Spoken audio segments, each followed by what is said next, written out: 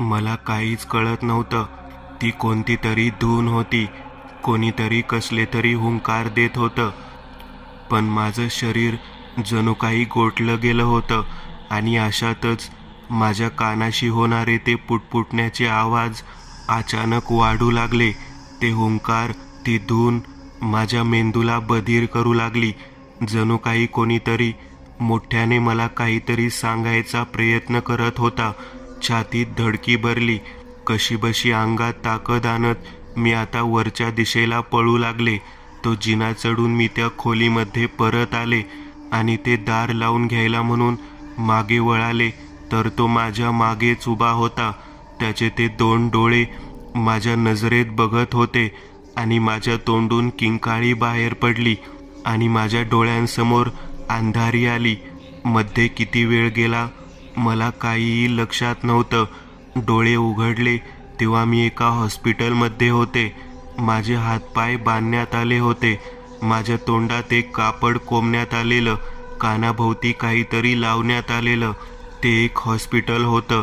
माझ्या बाजूला काही अंतरावर असलेल्या एका माणसाने कसलं तरी बटन दाबलं आणि विजेचा तीव्र झटका माझ्या मेंदूच्या सगळ्यांना नसा सुन्न करून गेला. तोंडातून किंकाळी देखील बाहेर पडली नाही. आजही तो विजेचा झटका आठवला की अंगावर शहारा येतो. दिवसामागून दिवस, महिन्यामागून महिने आणि वर्षांमागून वर्ष उलटत गेली. तब्बल 15 वर्ष गेली असतील. या 15 वर्षात मी त्या मेंटल हॉस्पिटलमध्ये खोलीत जरी एकटी बंद होते, पण माझ्या मनावर, मेंदूवर सगळीकडे तोच पुरुष होता. त्याचं ते वलय कायम सोबत होतं माझ्या. ती धून, ते हुंकार 24 तास कानावर असायचे.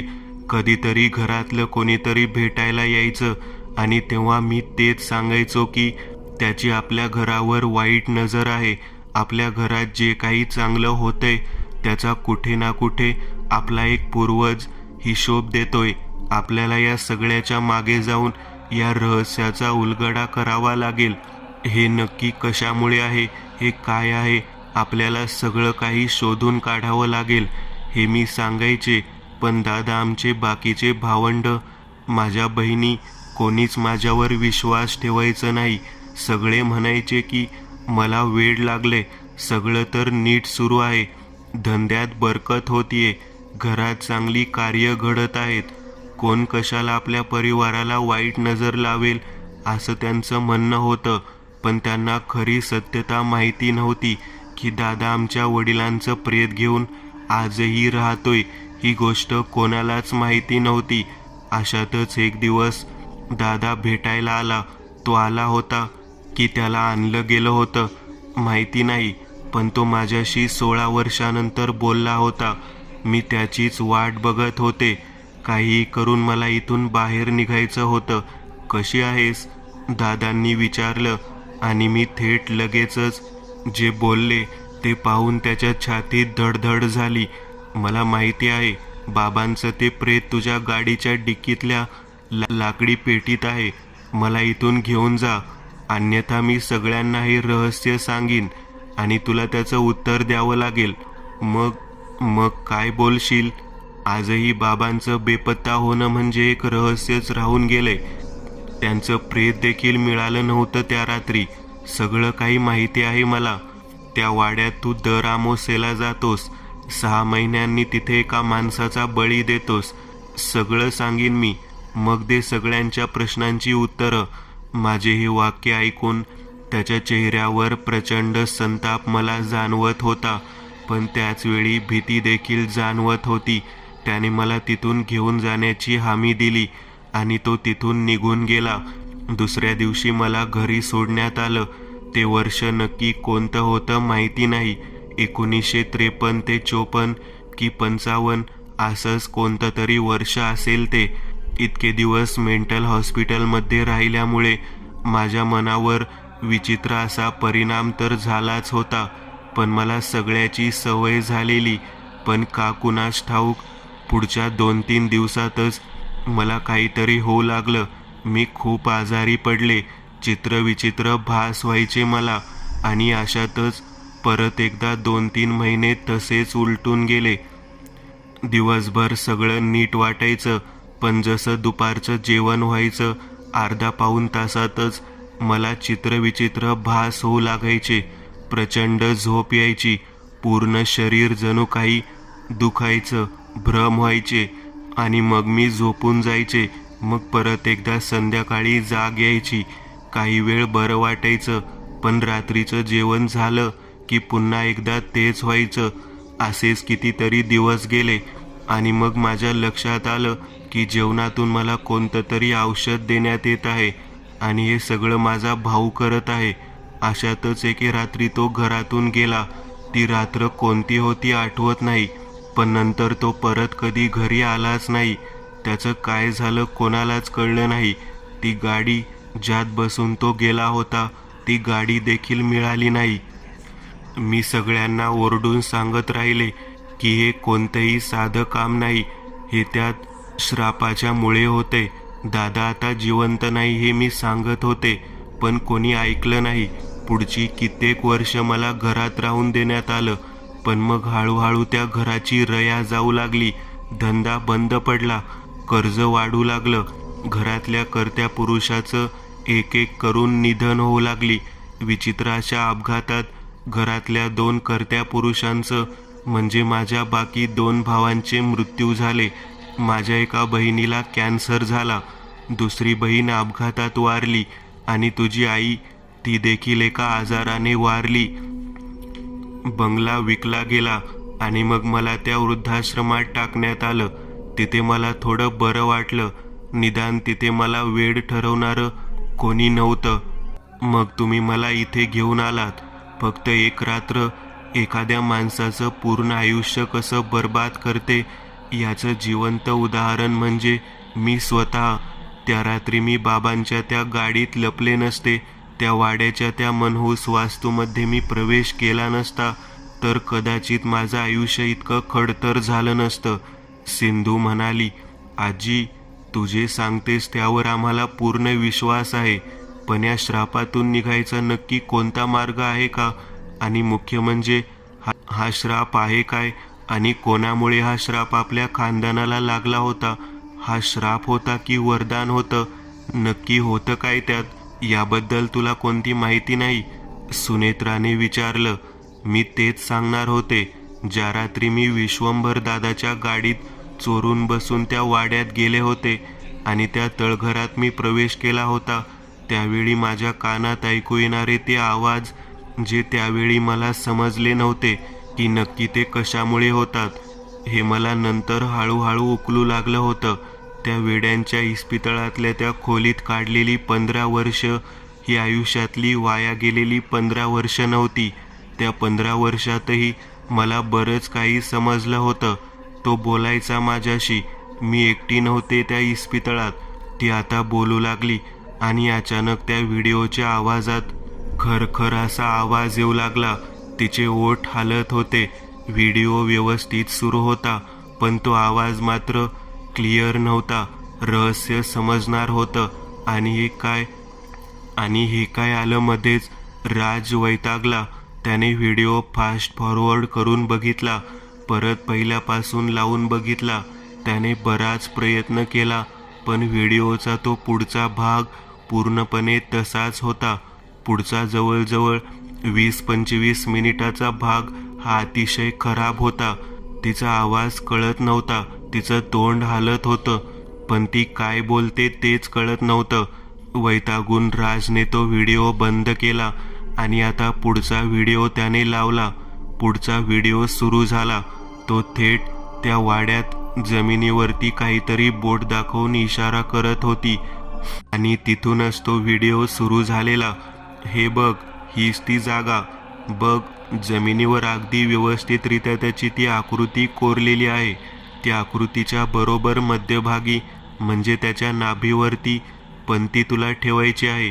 त्या पंतीत एक कापसाची वात आणि मी सांगितलेल्या मातीचं मिश्रित पाणी ओतायचंय. ती पंती पेट घेईल. माझ्यावर विश्वास नसेल तर ते करून बघ.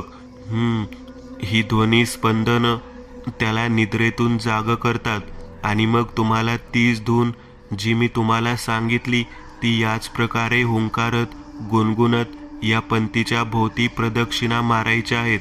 पण हा सगळ्यात शेवटचा भाग आहे. आधी तुम्हाला खाली जाऊन त्या झाडावर मी सांगितलेला तो विधी करावा लागेल.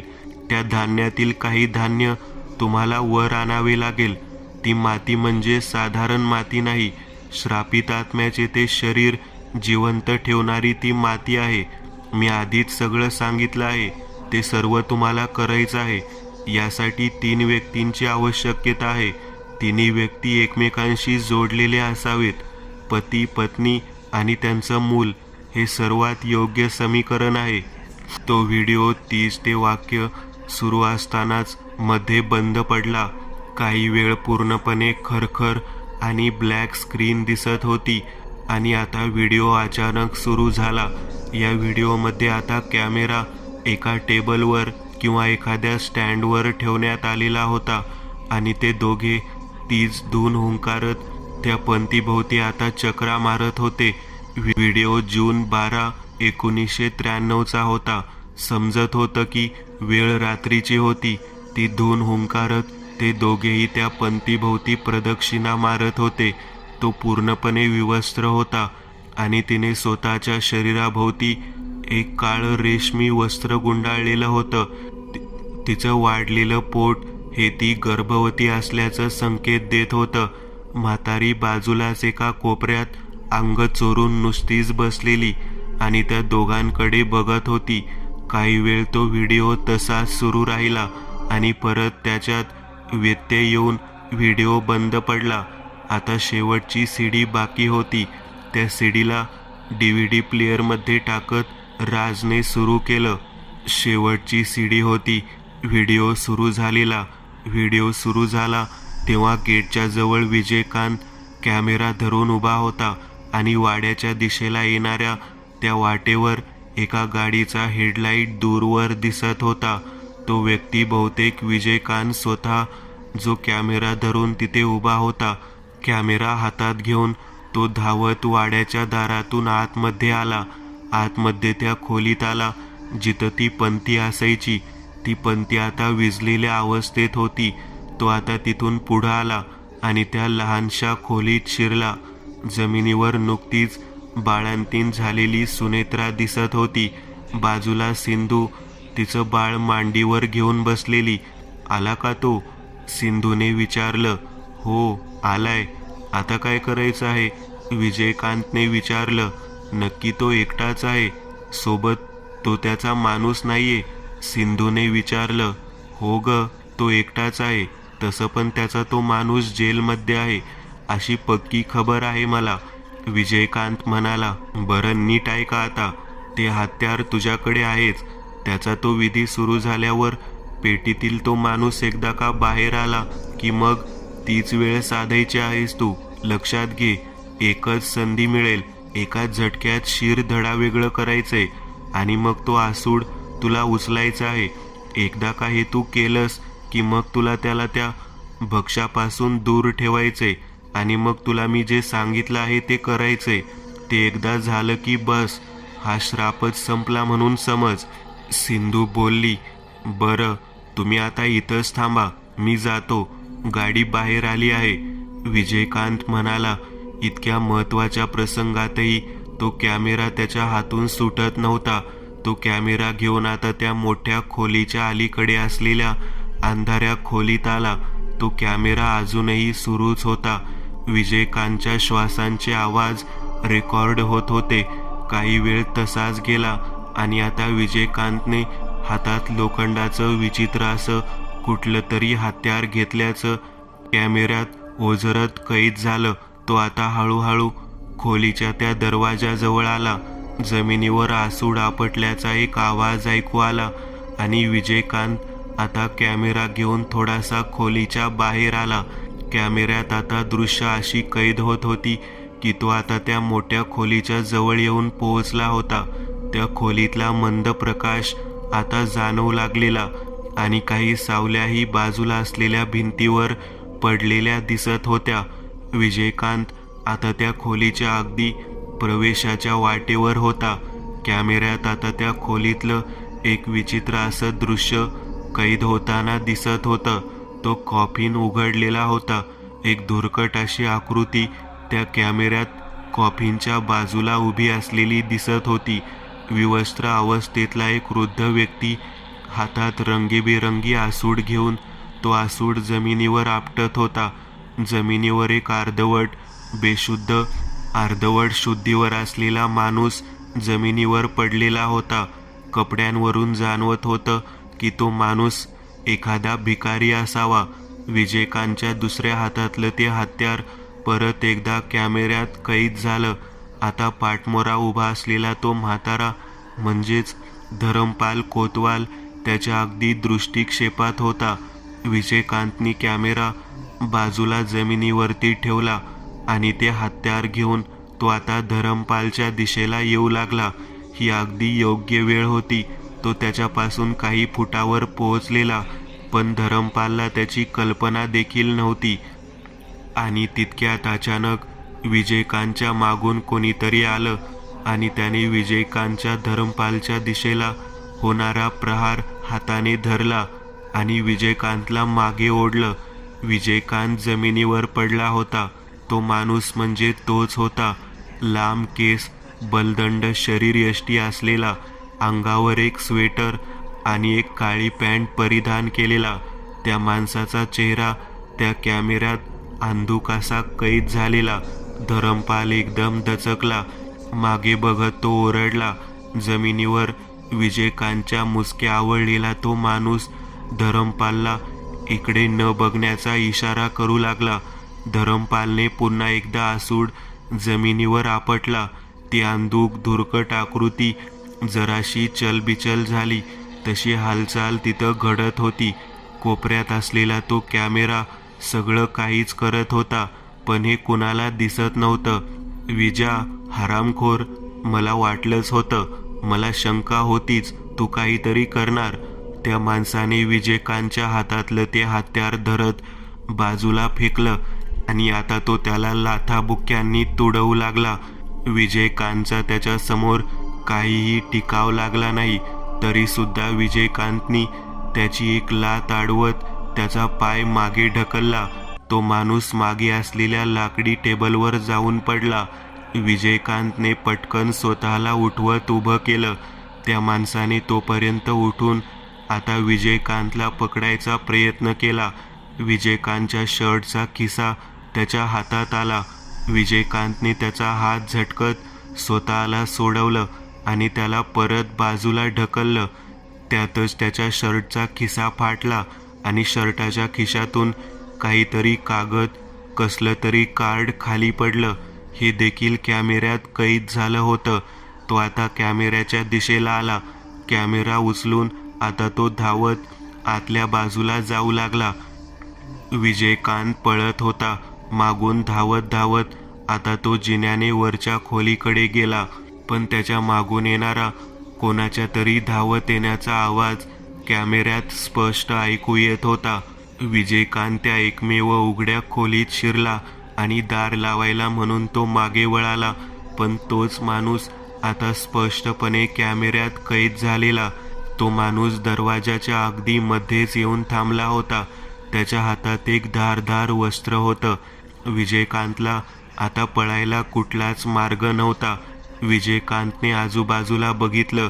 बाजूच्या टेबलवर असलेला प्रकाश टाकणारा कंदील बघितला आणि त्या कंदिलाजवळ येत त्याने तो कंदील जमिनीवर आदळला. तो कंदील फुटला आणि खोलीत पूर्ण अंधार झाला होता. हातातला कॅमेराही कुठेतरी पडला होता. आता सगळं काही अंधारमय झालेलं.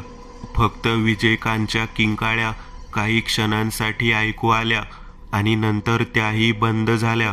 पुढचा जवळजवळ 10 मिनिटाचा व्हिडिओ तसाच त्याच अंधारमय दृश्यांनी भरलेला होता. राजने व्हिडिओ थोडा थोडा पुढे फास्ट फॉरवर्ड केला आणि आणखी 5 मिनिटानंतर एका स्त्रीची आर्त किंकाळी ऐकू आली. ती किंकाळी शांत झालीच होती आणि दुसऱ्याच क्षणी दुसऱ्या स्त्रीची तशीच जीवघेणी किंकाळी ऐकू आली. ना कुठला आवाज होता, ना कुठला संवाद. सगळं काही स्मशानासारखं शांत झालेलं. ती सीडी तेवढीच होती. व्हिडिओ संपलेला होता. राजच्या डोक्याला मुंग्या आल्यासारखं झालेलं. तर हे असं आहे सगळं. म्हणजे म्हातारीने त्याला हा श्राप संपवण्याचा पूर्णपणे मार्ग सांगितला होता. तर आता मला बऱ्याच गोष्टी समजल्यासारख्या वाटतात. त्या रात्री विजयकांतची हत्या करणारा धरमपालचा तोच माणूस होता. त्यांनीच म्हातारीची म्हणजेच सिंधूची आणि सुनेत्राचीही हत्या केली. झटापटीमध्ये विजयकांतच्या खिशातून जी वस्तू पडली ते नक्कीच शेखर जरीवालचं व्हिजिटिंग कार्ड देखील त्याच वस्तूमध्ये होतं. कदाचित चर्चसोबत ही विजयकांतचं काही ना काही नातं असावं. तेच व्हिजिटिंग कार्ड जे त्या स्वेटरच्या खिशात होतं, जो स्वेटर शर्मिलाने परिधान केला होता जेव्हा तिला चर्चमध्ये सोडण्यात आलं होतं. ती रात्र म्हणजे खूपच भयानक होती. अंदाज बांधायचा झाला तर असा बांधता येईल की कदाचित सुनेत्रा आणि सिंधूला मारल्यानंतर त्या लहान बाळाची दया आली असावी त्यांना, म्हणून मग तिला चर्चमध्ये सोडलं आणि तिच्या स्वेटरच्या खिशात ते कार्ड टाकून ठेवलं. आता मला कसं कळेल की यातून निघण्याचा नक्की मार्ग काय? कोण सांगेल आता मला? सगळेच मेलेत ज्यांना तो मार्ग माहिती होता. नाही म्हणायला शर्मिला हा एकच धागा आहे जिचा वापर करता आला असता. काय होतं ते हत्यार? काहीतरी विचित्रच होतं. तलवारीसारखं पण अगदी सरळ, लाकडी मूठ असलेलं. तेच हत्यार वापरणं गरजेचं होतं. व्हिडिओ बघून एक गोष्ट तर समजली की विजयकांत धर्मपालचंच शिरधडा वेगळं करणार होता. म्हणजे जो या कॉपींचा त्या काळासाठी मालक असेल, विधी करताना त्या मालकाचा शिरच्छेद करावा लागत असेल. पण हा फक्त मुक्तीच्या त्या मार्गातील एक छोटासा अंश आहे. ही माहिती तर फारच अर्धवट आहे. आधी कुठला तरी विधी, कुठली तरी क्रिया करण्याबद्दल म्हातारी काहीतरी म्हणाली होती. पण आता कसं कळू शकेल? कारण गेल्या वेळी जो व्हिडिओ मी पाहिला त्यात तिचा आवाज नीट रेकॉर्ड झालेला नाही. खोलीचं दार वाजलं. त्याने सीडीज लपवल्या आणि दार उघडलं. आसावरी उभी होती. जेवायला येतोयस ना? हो आलोच. नक्की काय करतोयस आज? काही नाही, एक काम आहे, तेवढं करून येतो, राज म्हणाला. तिने संशयाने त्याच्याकडे बघितलं आणि ती निघून गेली. तो बाल्कनीत आला. सिगरेट ओढत तो शून्यात नजर लावून तसाच उभा राहिला. पण समोर रस्त्याच्या पलीकडे काही अंतरावर एका झाडाच्या आडून एक स्त्री शांतपणे त्याला निहाळत होती. याबद्दल तो अनभिज्ञ होता. त्याची गाडी आता वाड्याच्या समोर येऊन थांबली. सकाळचे जवळपास 10:30 वाजले होते. गाडीत बसल्या बसल्या त्याने सगळीकडे नजर टाकली. आजूबाजूला कसलीच हालचाल नव्हती. हवा देखील आज एकदमच स्तब्ध झाल्यासारखी झाली होती. त्याच्या काळजात धडधड वाढत चालली होती. व्हिडिओमध्ये ती म्हातारी म्हणाली तसं खरंच कोणतं तळघर असेल. काहीतरी करावंच लागेल.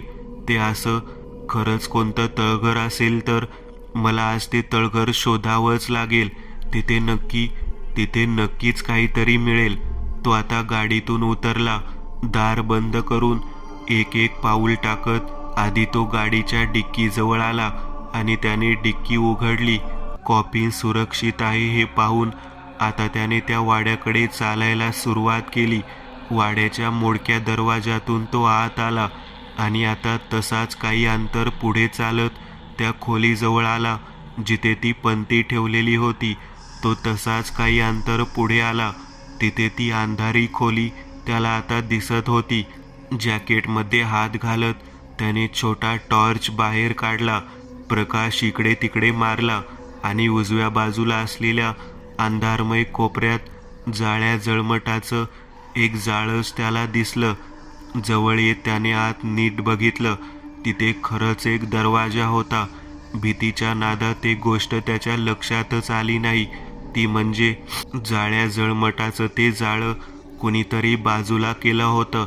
पण तो इतका घाबरलेला की ती गोष्ट त्याच्या ध्यानात आलीच नाही. त्याने दार स्वतःच्या बाजूला ओढलं. आतमध्ये खरंच एक गुप्त अशी वाट होती. बॅटरीचा प्रकाश मारत होता. तो त्या वाटेने आत येऊ लागला. काही अंतर पुढे आल्यावर त्याला खाली जायला जिना दिसला. थरथरत्या पावलांनी आता तो जिना उतरत उतरत खाली आला आणि खाली आल्यावर एक पूर्णपणे विचित्र असं तळघर त्याला दिसत होतं. तळघराची जमीन देखील ओबडधोबड अशा वाढलेल्या झाडाच्या शाखांनी आच्छादन केलेली. त्या तळघरात जागोजागी नजर जाईल तिथपर्यंत त्या झाडाच्या शाखा पसरलेल्या होत्या. पूर्ण तळघर जणू त्या झाडाच्या शाखांनी वेढलेलं आणि आच्छादलेलं होतं. त्यावरच पावलं टाकत तो थोडासा पुढे आला आणि त्याने त्या झाडाचं मोठं खोड बघितलं.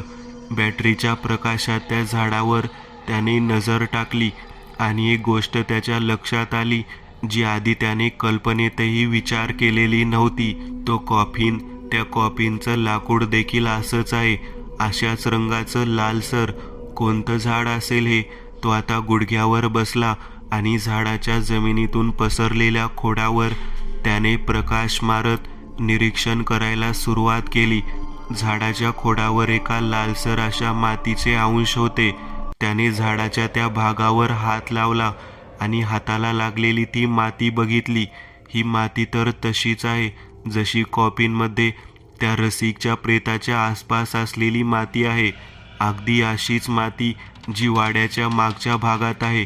त्याने आता झाडाच्या त्या खोडावर अगदी बारीक नजर टाकली आणि एक गोष्ट त्याच्या लक्षात आली की ती माती झाडाच्या खालून येत नव्हती. झाडाच्या खोडातूनच, झाडाच्या शाखांमधून ती माती हळूहळू तयार होऊन बाहेर येत असावी, कारण जमिनीखाली मातीचा कोणताच स्रोत नव्हता आणि मातीचा ते अंश झाडाच्या पूर्ण शाखांवर पसरलेले होते. म्हणजे ही माती झाडाच्या हातूनच तयार होत होती. विचित्र असा प्रकार आहे हा. प्रचंड अशी नकारात्मकता त्या भागात पसरलेली आणि अचानक कुणाच्या तरी पावलांचा आभास मागच्या बाजूने त्याला होऊ लागला.